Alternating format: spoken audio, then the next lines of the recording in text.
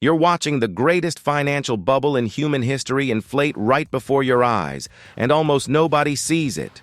Not your financial advisor, not the talking heads on television, not your colleagues celebrating their stock portfolios. They're all blind. But in the next few minutes, you'll see what they can't. And once you see it, you'll realize that everything you thought about your financial future is built on sand.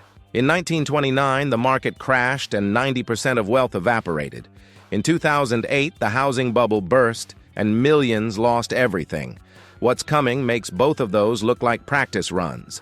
The signs are everywhere. Debt levels that are mathematically impossible to repay. Asset prices completely disconnected from underlying value. Central banks trapped with no way out, and a population that has no idea what's about to hit them. I'm not a doom prophet. I'm not selling you gold or survival kits. I'm showing you data that you can verify yourself. And the data is screaming that we're in the final stages of a cycle that always ends the same way. With a crash that resets everything, the only question is, will you be one of the 5% who see it coming and position accordingly, or the 95% who get wiped out? Let's start with something simple that everyone can understand. Debt. The United States government is $35 trillion in debt. That number is so big it's meaningless to most people. So let's break it down. If you made $1 per second, it would take you over 1 million years to pay off that debt. 1 million years. And here's what's terrifying. That debt is growing by $1 trillion every 100 days. Not per year, every 100 days. The interest payment alone on that debt is now over $1 trillion per year. That means before the government spends a single dollar on military, Social Security, healthcare, or anything else, they owe $1 trillion just in interest. Where does that money come from? They borrow more. This is the definition of a debt spiral. You borrow to pay the interest on previous borrowing. Any household doing this would be bankrupt within months. But because it's the government, people assume it can go on forever. It can't. Mathematics doesn't care about assumptions. Now let's talk about why this is different from every previous crisis. In 1929, total government debt was about $16 billion, which was large relative to the economy but manageable. In 2008, it was $10 trillion, which was concerning, but the Federal Reserve could still cut interest rates from 5% to 0 and print money to stabilize things. Today, debt is $35 trillion, over 125% of GDP, and interest rates are already at levels where cutting them does almost nothing. The Fed has already used its main tools. The ammunition is gone. If a crisis hits now, they can't cut rates meaningfully because we're already near historic lows. They can't print unlimited money without triggering inflation that we've already seen hit 40-year highs. They're trapped. And when central banks are trapped, markets collapse. It's not a possibility. It's a mathematical certainty. The only question is timing. Here's where it gets worse. Debt isn't just a government problem. Corporate debt is at all-time highs. Companies borrowed trillions when interest rates were 0 to buy back stock and pay dividends, not to invest in productive assets. Now those debts need to be refinanced at much higher rates. Many companies can't afford the new interest payments. Defaults are starting. Consumer debt is exploding. Credit card debt just hit $1 trillion. Auto loan defaults are at levels not seen since 2008. Student loan debt is over $1.7 trillion with default rates climbing. Household savings rate is near record lows. People are living paycheck to paycheck, even with supposedly low unemployment. One economic shock, one wave of layoffs, and millions of consumers default simultaneously. When consumers default, banks lose money. When banks lose money, they stop lending. When lending stops, businesses can't operate. When businesses can't operate, they lay off workers. When workers lose jobs, they default more. It's a cascade that feeds on itself. And we're standing at the top of that cascade right now. Let's talk asset prices because this is where the bubble is most obvious. The stock market is trading at valuations that have only been exceeded twice in history, right before the 1929 crash and right before the 2000 dot-com crash. The price-to-earnings ratio of the S&P 500 is above 25. Historical average is 15. That means stocks are priced 67% above normal. But it's worse than that, because earnings are inflated by accounting tricks and buybacks. Real earnings, adjusted for quality, suggest valuations are even more extreme. Housing prices relative to income are higher than 2006, right before the housing crash. The median home costs over 7 times median income. Historically, it's been 3 to 4 times. That means homes are priced at least 75% above historical norms. Even crashes don't take prices to zero. They take them back to historical averages. If stocks are 67% overvalued and homes are 75% overvalued, what happens when they return to normal? A 67% stock decline, a 75% housing decline, trillions of dollars of wealth disappear, retirements evaporate. People who thought they were rich discover they own nothing but debt on overpriced assets. Now here's what makes this different from previous bubbles. In the past, bubbles were sector-specific. Dot-com bubble was technology stocks. Housing bubble was real estate. This bubble is everything simultaneously. Stocks, bonds, real estate, private equity, crypto, collectibles, everything is overvalued at the same time. Why? Because central banks printed unprecedented amounts of money and it flowed into every asset class. When everything is in a bubble, there's nowhere to hide. In 2008, you could sell stocks and buy bonds. Bonds did fine. In the next crash, stocks and bonds will fall together because both are overvalued. Real estate will fall because it's overvalued and people won't be able to afford mortgages. The only assets that hold value in that scenario are cash, gold, and businesses that generate essential products people need regardless of economic conditions. Everything else gets destroyed. Let's talk about the mechanisms that will trigger the crisis, because understanding the trigger helps you see the timeline.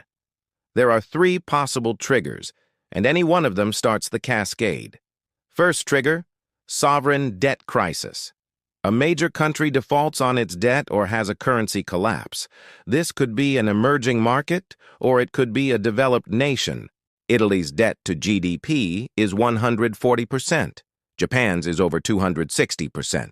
These are unsustainable. When one major country defaults, investors panic and pull money from all risky assets globally. Markets crash worldwide within days. Second trigger, corporate debt crisis. A major corporation or several major corporations default on debt. This scares lenders who then refuse to roll over debt for other companies. Credit freezes. Companies can't get short-term financing to pay suppliers or employees. Layoffs begin. Recession starts. Stock market crashes. Third trigger, derivative crisis. There are over $600 trillion in derivatives globally. These are bets on top of bets on top of bets. In 2008, derivatives linked to housing nearly destroyed the financial system. Today, derivatives are linked to everything. If one major bank fails because of derivative losses, counterparty risk means other banks are suddenly at risk. Fear spreads. Bank runs begin digitally as people transfer money out. Banking system freezes. Government steps in, but the damage is done. Markets crash. Any of these triggers can happen tomorrow or next year. The point is, they're inevitable, because the underlying math doesn't work. You cannot have infinite debt growth in a finite economy. You cannot have asset prices rise faster than incomes forever. You cannot have derivatives exceeding global GDP by 10 times without systemic risk. These are mathematical impossibilities that are currently true, which means they will stop being true. And when mathematical impossibilities correct, they correct violently and suddenly. Markets don't gradually decline from bubbles. They crash. 1929 lost 89% in 3 years. 2000 lost 50% in 2 years. 2008 lost 57% in 18 months. The next one will be faster and deeper because the bubble is bigger and more leveraged. Here's what people get wrong about crashes. They think if they just hold through it, they'll recover. This is true if you have decades and don't need the money. But most people don't have decades. Retirees need income now. People with kids in college need money now. Small business owners need liquidity now. If your portfolio drops 60% and you need to sell, you've locked in permanent losses. You don't recover. You're just poor now. And here's the psychological part nobody talks about. When your portfolio drops 60%, you will panic.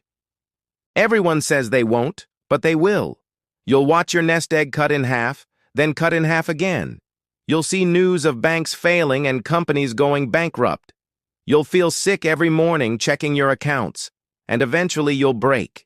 You'll sell at the bottom, right when you should be buying, because the pain is unbearable. This happened to millions in 2008. They held through the first 30% drop, then the next 20%. But when it hit 50% and the news was apocalyptic, they sold everything. Then they watched from the sidelines as markets recovered, and they missed it because they were too scared to get back in. Don't think you're different. Psychology beats logic every time under extreme stress. So what do you do? How do you protect yourself and potentially profit from what's coming? First, accept that this is real. Stop thinking the government will save you or that this time is different. It's not different.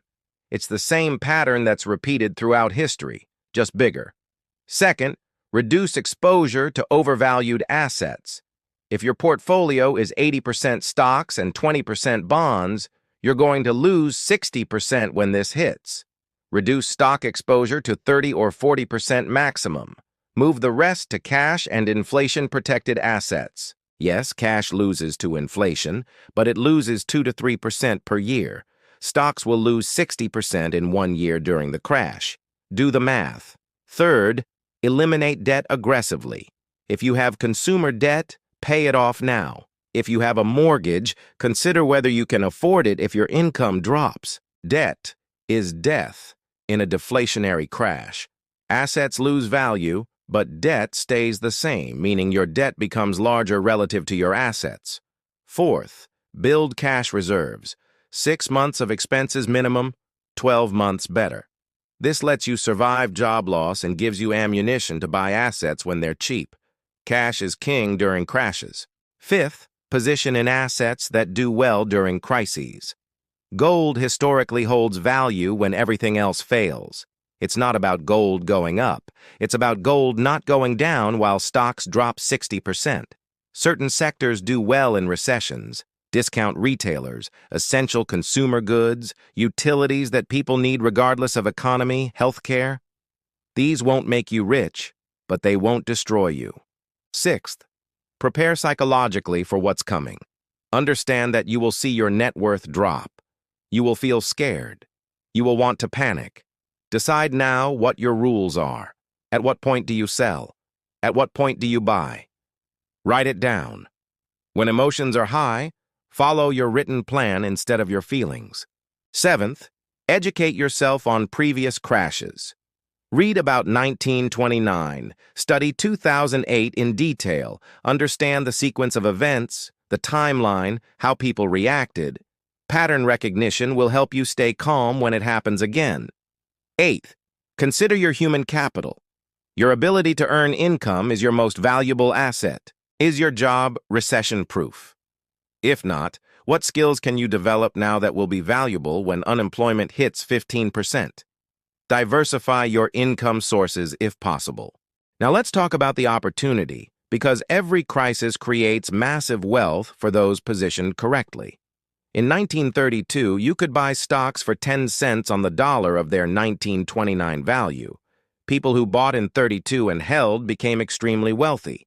In 2009, real estate was 50% off. Stock market was half price. Those who bought aggressively made fortunes. The same will happen in the next crash, but bigger. Assets will be on sale at discounts not seen in a century.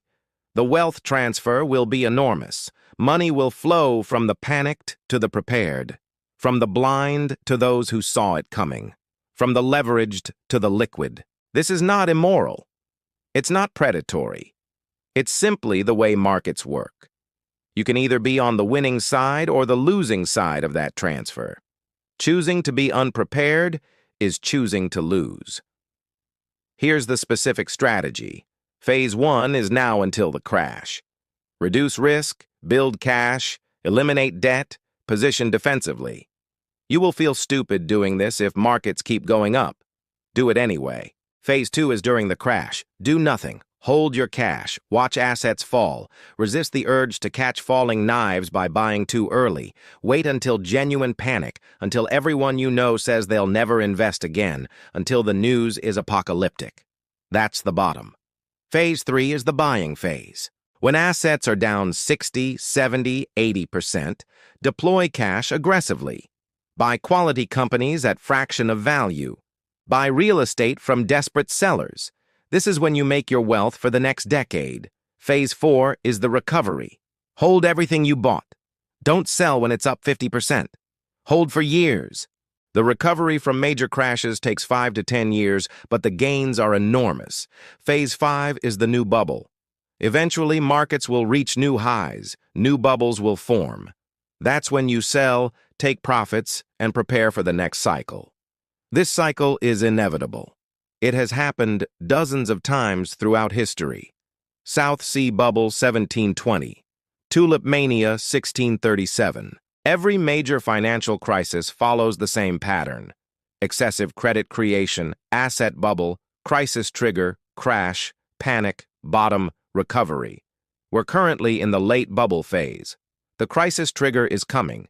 Everything after that is predictable. The timeline is not predictable, which is why you prepare now rather than trying to time it perfectly. Being 6 months early is infinitely better than being 1 day late. If you prepare now and the crash doesn't happen for 2 years, you've lost some potential gains, but you're safe. If you wait and the crash happens next month, you've lost everything. Risk-reward says prepare now. Let me address the counter-argument. What if I'm wrong? What if debt doesn't matter? Central banks can print forever and assets keep going up. Then you'll have held more cash than optimal and missed some gains. That's the worst case. You'll still be fine, just not as rich as you could have been. But if I'm right and you're not prepared, you lose 50 to 70% of everything you own. You might lose your job. You might lose your house. Your retirement could be destroyed. That's the worst case of not preparing. The asymmetry is obvious. Preparing costs you opportunity. Not preparing costs you everything.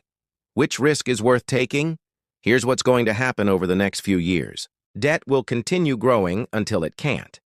Interest rates will either stay high, which breaks the economy, or go back to zero, which triggers inflation. Either path leads to crisis. Asset prices will either keep rising, which makes the bubble bigger and the crash worse, or they'll start falling, which triggers the crash. Again, either path leads to the same place. Defaults will increase. First consumers, then corporations, then potentially sovereigns. Each default makes lenders more cautious. Credit tightens. Economy slows. More defaults. The spiral begins.